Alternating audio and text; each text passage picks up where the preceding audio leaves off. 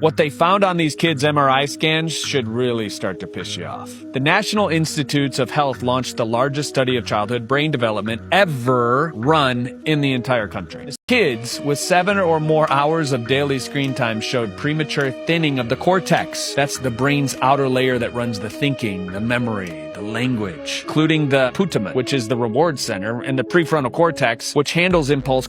It's referred to as the ABCD study, which stands for Adolescent Brain Cognitive Development, and is the largest long-term study of brain development and child health in the United States.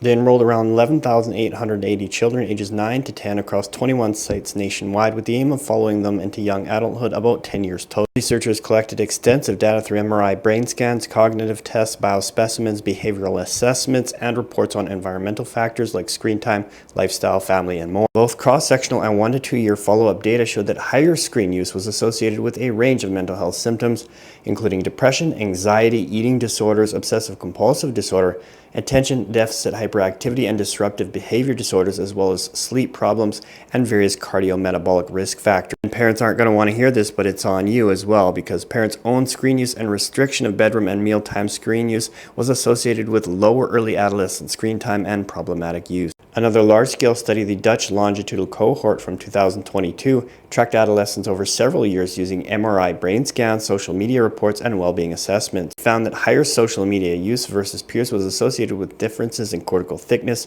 trajectories in prefrontal executive control, and temporal parietal social processing regions, patterns tied to typical adolescent brain maturation, for example, pruning that very individual. They found that frequent social media use was linked to shifts in brain sensitivity to social rewards, feedback, and peer influence, as well as social media use and mental well-being influenced brain development somewhat independently. And they suggested that adolescence is a sensitive period where digital social interactions interact with developing systems for emotion, attention, self-regulation, and social cognition, offering benefits and risks. Who would have thought? During a sensitive period of growth, frequent screen time and social media use negatively impacts brain development. If you enjoyed this fact-based health news, smash that like button, drop a follow to keep updated on the latest.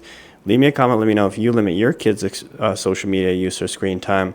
Thank you so much for watching. Share this with your friend groups. I wish you all the best and God bless.